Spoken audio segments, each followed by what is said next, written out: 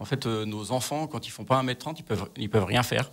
Et donc l'idée, c'était de créer des jeux pour eux à partir de 2 ans, des jeux d'aventure, des parcours d'orientation, des explore games, et puis de faire ça sur tout le territoire pour apprendre en s'amusant. Par acteur, on ne parle pas forcément des comédiens, hein, on parle des acteurs, par exemple du tourisme. Justement, la personne ce matin de Bruno Giasi, il est le directeur de l'office de tourisme de Cluse, Arvey-Montagne. Bonjour Bruno. Bonjour. Bonjour Bruno. Merci d'être avec nous ce matin. Bruno, justement, c'est un joli cadeau que l'on offre toute cette semaine. Ce sont ces Explore Games. Vous n'en êtes pas à votre coup d'essai. Ça fait combien de temps que vous avez lancé justement alors j'appelle ça du tourisme un petit peu 2.0, mais c'est vrai, on peut visiter le territoire grâce à des jeux ludiques, des énigmes, des défis. Ça fait combien de temps que l'Office de tourisme de Cluse a pris cette tendance? Ça fait un peu plus de 10 ans, et en fait, le mot-clé, c'était 1m30. En fait, nos enfants, quand ils font pas 1m30, ils peuvent rien faire. Et donc l'idée, c'était de créer des jeux pour eux à partir de 2 ans, des jeux d'aventure, des parcours d'orientation, des explore games, et puis de faire ça sur tout le territoire pour apprendre en s'amusant. D'accord. Ça fait 10-12 ans. Oui, parce que c'est vrai que quand on dit aux enfants, bon allez, prends ta veste et puis on va aller marcher en montagne, les paysages sont fabuleux, les enfants ils mettent un petit peu de temps à apprécier justement, alors il faut trouver sinon des animaux sauvages, enfin bref, ça reste quand même très aléatoire, alors que là avec un jeu, on peut visiter notre territoire, le mettre en avant, et Dieu sait qu'il est riche en ce qui concerne notamment notre histoire, notre faune, etc. Là ça permet à toute la famille de partir à l'assaut de la montagne et de la vallée. Ouais, c'est ça. En fait, mes enfants me disaient marcher, c'est chiant.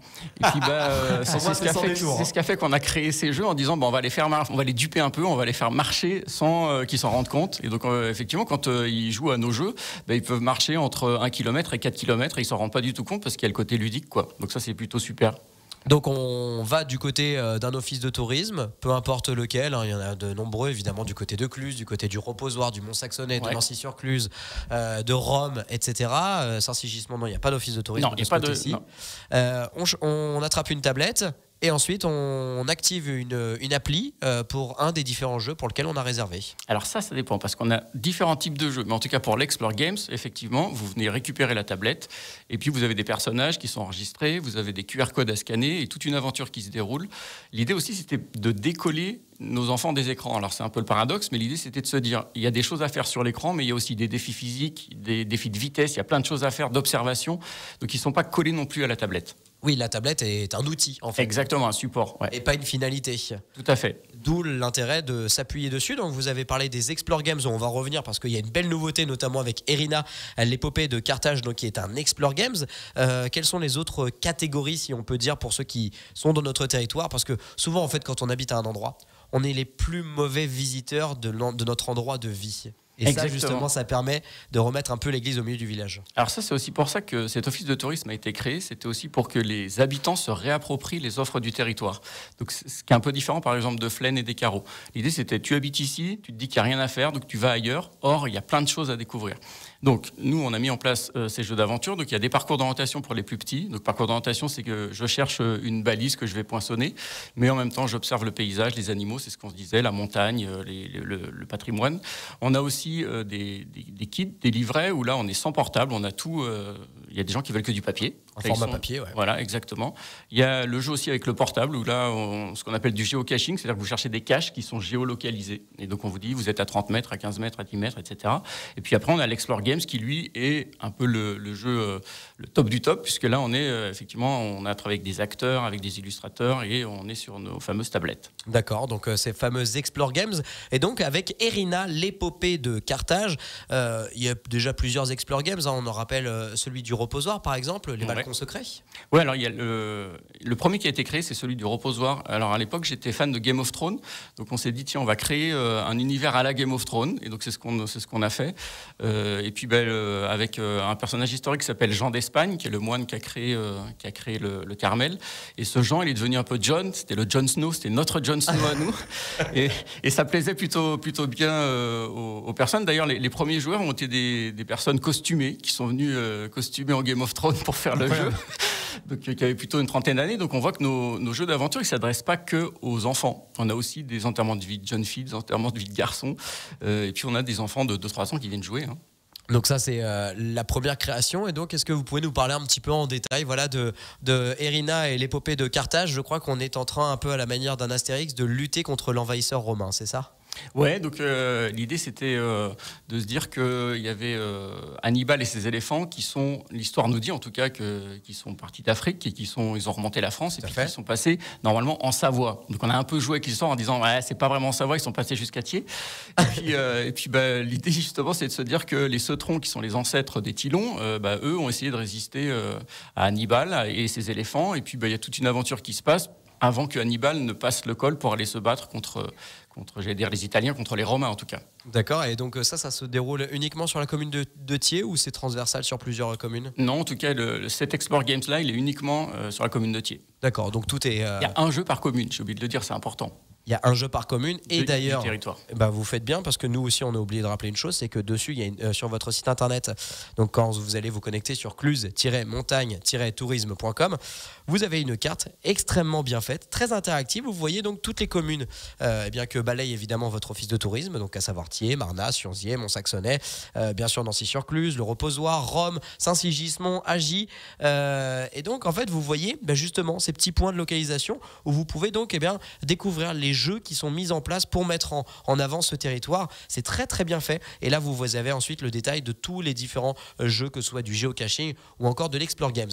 Quand on parle de l'Explore Games, donc là on parle de plusieurs personnes, on peut le faire tout seul, en groupe, ou il y a une nécessité? En fait, souvent, avec une tablette, on peut être maximum 4 ou 5 à jouer dessus, parce que l'idée, c'est quand même de voir quelque chose.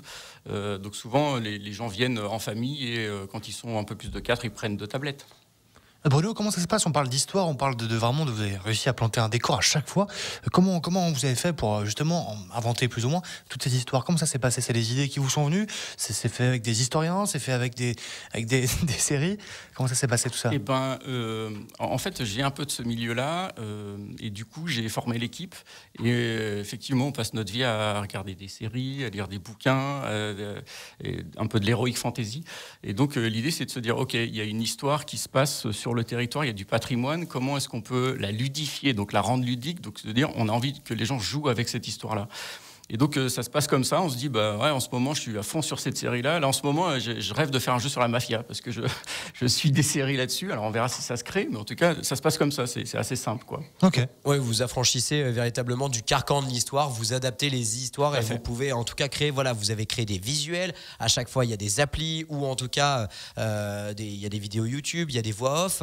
Il y a un univers à chaque fois, oui. Ouais, il y a un univers à chaque fois que vous créez. Enfin, je veux dire, ça, c'est quasiment le travail d'un scénariste au final. C'est ça. Et on travaille au maximum en local. Donc, chaque fois, un jeu, c'est à peu près 10 à 15 intervenants.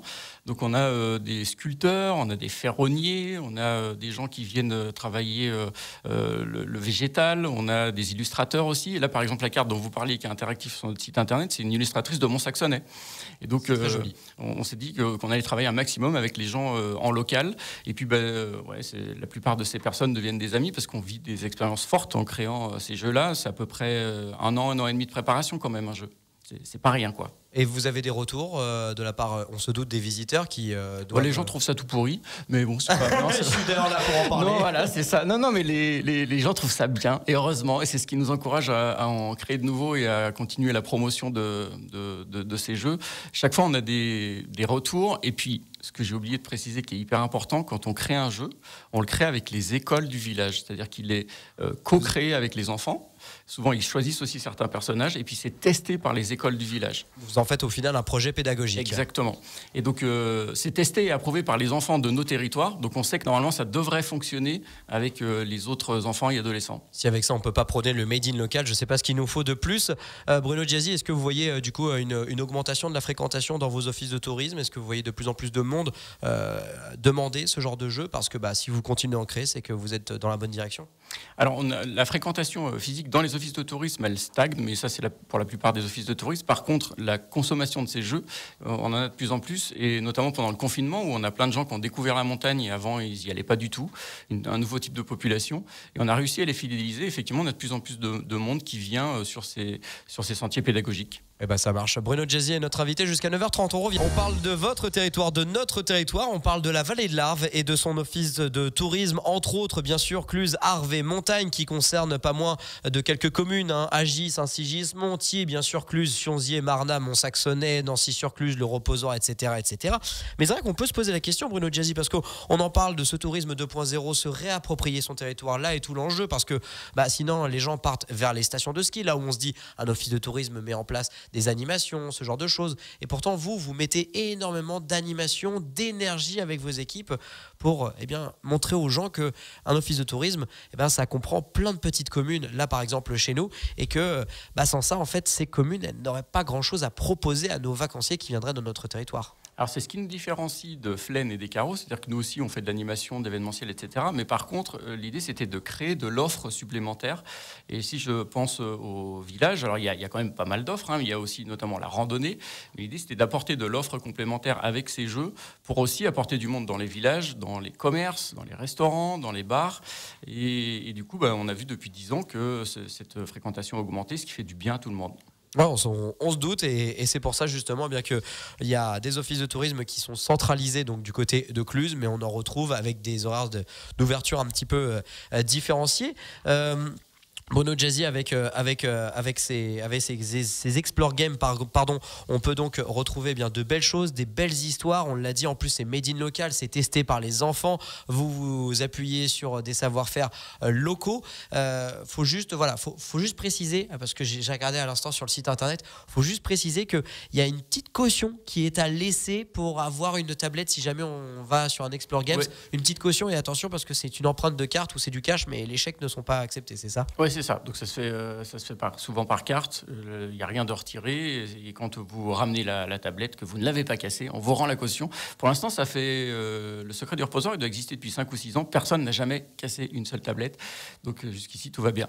Les secrets du reposoir, donc ça fait partie des premiers Explore Games. Depuis, là, il y en a un tout nouveau qui vient de sortir du côté de Thiers. Erina, l'épopée de Carthage, un Explore Games qui sont tous compris à peu près entre 5 et 12 euros globalement, ouais. Par personne, bien évidemment. Et d'ailleurs, c'est un cadeau qu'on vous offre toute cette semaine sur Radio Mont-Blanc, Hugo. Absolument, ouais. Vous envoyez Explore directement sur le WhatsApp. Vous pouvez vous inscrire dès maintenant. Ça marche 04 50 58 24 47.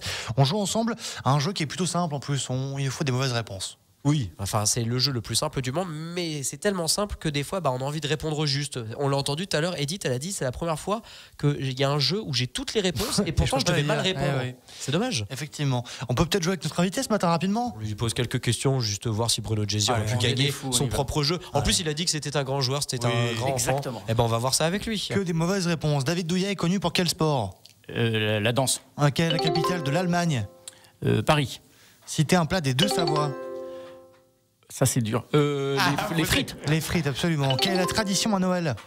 De manger des dios. Oui, absolument. Quel animal fait miaou? Le chien. Eh ben on vous prend en antenne, vous avez gagné. Bravo Bruno Jazzy. Merci. Il était notre invité donc dans la matinale des Super Leftos. Il est directeur de l'office de tourisme de Cluses, Arve et Montagne. Ils ont depuis pas mal d'années initié justement un tourisme 2.0 pour explorer de nouveau notre territoire, se le réapproprier. Ça peut être aussi bien avec des enfants de 2 ans qu'avec vos ados ou que, on l'a dit, des enterrements de vie de garçons, de jeunes filles. Bref, c'est super sympa. Il y a énormément de boulot qui est fait. On se bouge pour prôner et montrer toute la richesse de notre région. N'hésitez pas à aller dans ces offices de tourisme de Cluses, de Mont-Saxonnet, du Reposoir, de Rome, etc., pour aller regarder un petit peu tout ce qu'il y a à vous proposer. Vous allez sinon sur cluse-montagne-tourisme.com. Il y a plus d'une douzaine de jeux. Grand bien vous fasse. Merci Bruno Jazzy. Merci à vous. Merci à vous. On vous souhaite évidemment une très belle saison estivale. Merci, belle